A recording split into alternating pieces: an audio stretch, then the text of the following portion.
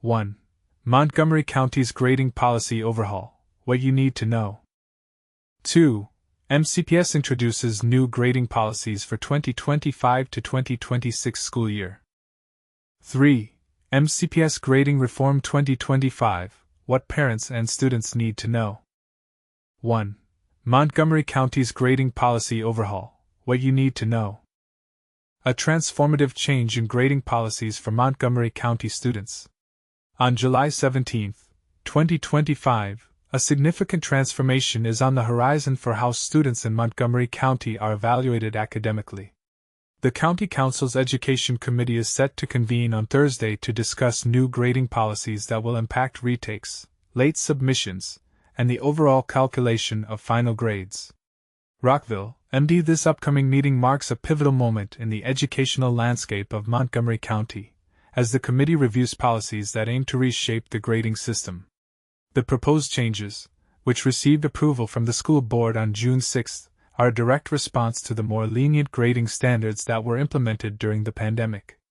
These reforms are designed to tackle issues related to grade inflation and inconsistencies in grading practices.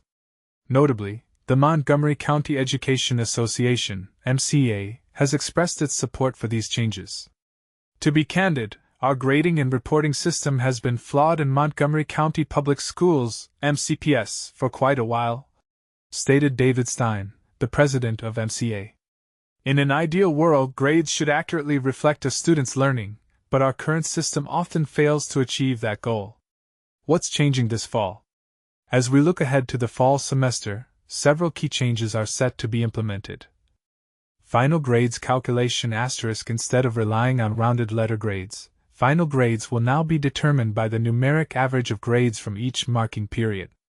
Reassessment opportunities * students will be granted a minimum of 2 chances to reassess their work during each marking period, providing them with additional opportunities to demonstrate their understanding. Late work policy * no late assignments will be accepted during the last 5 days of each marking period, encouraging students to manage their time effectively. District-wide assessments * these assessments will be reinstated twice a year and will account for 10% of a student's overall grade, ensuring a standardized measure of student performance. Minimum score requirement * a baseline score of 50% will still be enforced for assignments, but students will be required to show progress in their learning. Timely feedback * teachers will be mandated to return graded assignments within a 10-day timeframe, allowing students to receive prompt feedback on their performance. Interestingly, initial proposals that suggested these changes would only apply to incoming 9th graders have been abandoned. Instead, the new policies will be applicable to all students in grades 6 through 12. Engage with us. This overhaul of grading policies is bound to stir up discussions among educators, parents, and students alike. What are your thoughts on these changes? Do you believe they will effectively address the issues of grade inflation and inconsistencies? Or do you think there are better approaches to evaluating student performance? We invite you to share your opinions in the comments below. 2. MCPS introduces new grading policies for 2025 to 2026 school year. Raising the bar, Montgomery County Public Schools, MCPS, is gearing up for significant updates to its grading system, set to take effect in the 2025 to 2026 academic year. Among the new policies are provisions for at least 2 opportunities for students to reassess their work and a shift away from the practice of rounding up grades. This revelation came during a briefing to the Montgomery County Council's Education and Culture Committee on Thursday. Kisha Logan, who leads the MCPS Curriculum Development Department, shared with the committee that there has been growing inconsistency in grading practices. Feedback from our community stakeholders indicated that our grading often failed to accurately reflect students' actual understanding and capabilities, she explained during the meeting held at County Council headquarters in Rockville. These policy changes aim to enhance transparency and elevate expectations for our students. Council Vice President Will Jawando, D-at-large, and committee members Gabe Albornoz, D-at-large, and Kristen Mink, D-at-large, expressed their support for these shifts, while also highlighting the potential ramifications for both students and teachers. Mink acknowledged the tough decision MCPS is making by stating, It's a challenge to recognize that the data might show a decline in grades when assessed under the new policy, despite students performing the same level of work. I commend the district for tackling this issue. Currently, grades for middle and high school students receive a rounding up system. For instance, if a student's grades include an A in the first marking period and a B in the second, they end up with an overall semester grade of A. Conversely, if one marking period reveals a D and another shows an A, the student is assigned a B for the semester mark. Logan pointed out that this grading method has contributed to a phenomenon known as grade inflation. It has led students to attend school less frequently during the latter half of the academic year, as they can achieve lower grades without jeopardizing their overall pass rate. Under the upcoming grading system, the final score for a class will be derived from the averages of a student's grades across marking periods. For semester-long courses, the ultimate grade will represent the average of the 2 marking period scores.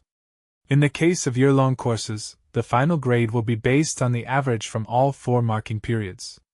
To illustrate, if a student scores 87 in the first semester and 95 in the second, their final grade will be calculated to be 91, equivalent to an A.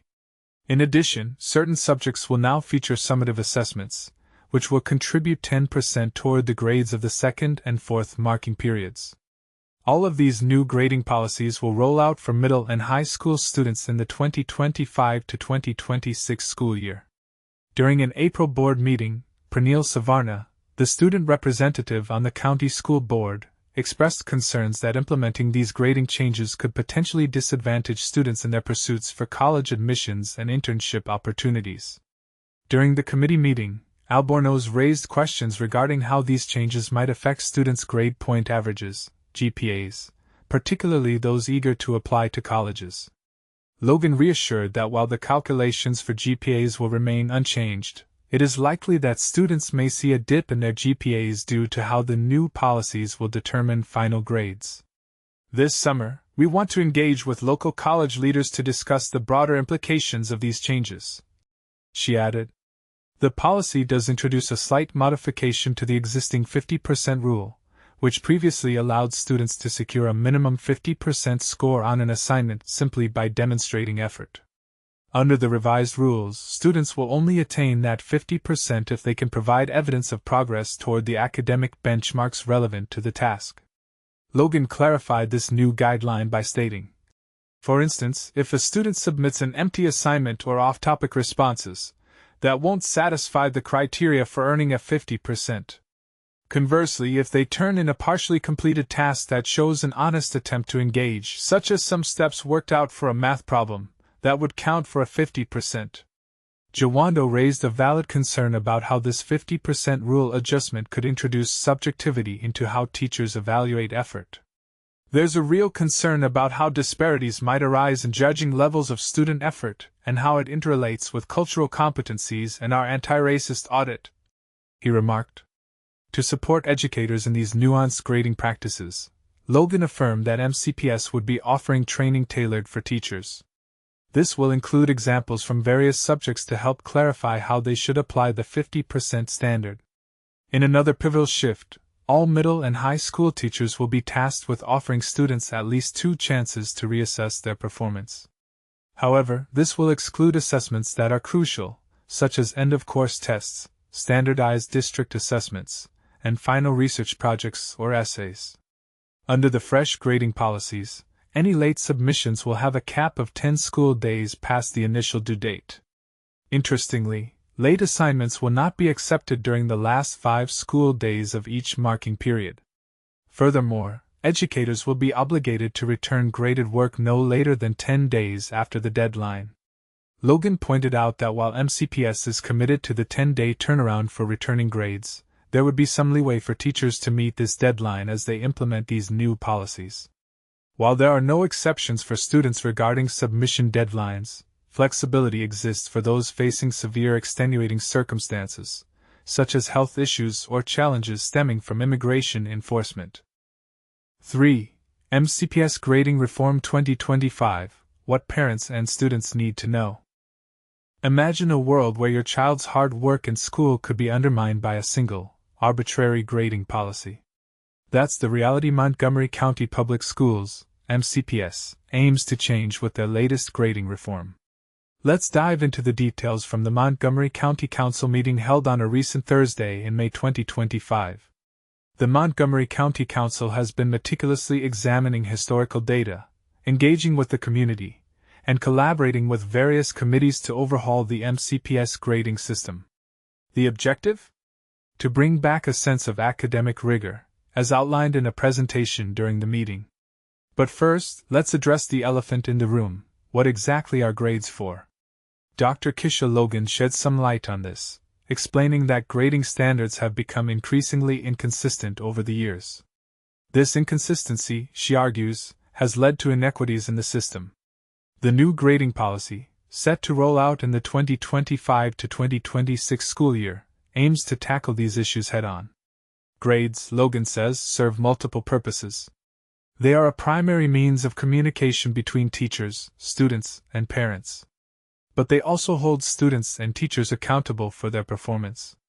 And this is the part most people miss. One of the most controversial changes discussed in the meeting is how final grades will be calculated. The proposal? To shift from letter grades to percentages. So, what changes are we looking at? The 50% rule. Previously, MCPS had a 50% rule that lacked clear guidelines. This rule was designed to ensure that students received a minimum grade for submitted work, preventing automatic course failure. In essence, teachers were not allowed to give a score lower than 50% on a student's work. Logan explained that this rule was put in place to prevent students from receiving a score of 0, which can be a point of no return. Now, teachers are expected to assign no lower than a 50% score to assignments that show a genuine effort to engage with the subject material. However, students can't simply submit a blank paper or unrelated content and expect to receive at least a 50% on the assignment. This new standard raises questions about subjectivity, as County Council Vice President Will Jawando pointed out. He expressed concerns about which students would be most affected by this change, stating, "I just want to say that publicly, for whom this is going to apply, these are students that are struggling." Letter grade to percentage. Previously, some students realized that receiving AC in one marking period meant they could skip work in the next period, which would result in an E, or failing grade, and still average out to a D letter grade, which isn't failing. But here's where it gets controversial. Now, final grades will be based on the percentage, rather than a student's letter grade. For example, a student could get a 75% C, one marking period, and 52% E, the next, and average out to 63.5% D. While, in this example, the grade didn't drastically change, what did change was the grade point average, GPA. Specifying the exact grade percentage essentially shifts this metric from a more general letter grade to a more narrowly specified overall percentage. Councilmember Gabe Albornoz highlighted the competitive nature of college acceptances, stating, "It is unbelievable how competitive college acceptances are across the entire country. The numbers of applications have just skyrocketed." This concern about GPA shifts is valid. Logan acknowledged that this change could negatively impact some students' GPAs, potentially lowering them for some students. Remediation. Previously, there was no set number of minimum reassessment opportunities. This change quantifies the minimum, Logan said.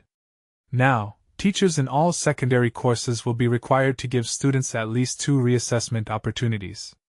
They are expected to reteach the material to students who need to retake assessments. Teachers will also have the flexibility to reassess students using the same assessment, or choosing a different method.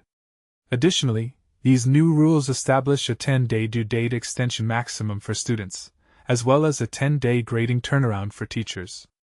Logan explained that this is meant to ensure students receive feedback throughout the marking period, ideally preventing them from feeling rushed to turn in multiple assignments at the last minute. While it is not a change from the old policy, the new rules still do not allow for giving extra credit or additional points. When asked about this, Logan explained, "There'd be no way to monitor who's giving or getting it. Why make these changes? The Education and Culture Committee stated in their meeting presentation that they aim to restore clarity and establish high expectations for students. Specifically, they outlined 5 pillars. Reflect content mastery in grades. Clearly communicate students' performance. Encourage accountability in class attendance and learning content. Reduce ambiguity in grading methods. Uplift educators and mentoring students. Logan assured that all communication surrounding this change would be translated to allow for better understanding in residents' native languages. To learn more about the changes, visit the MCPS Grading and Reporting Information webpage. Now let's spark some discussion. Do you think these changes will truly bring back academic rigor, or are they just another bureaucratic hurdle? How do you think these changes will affect students who are already struggling? Share your thoughts in the comments below.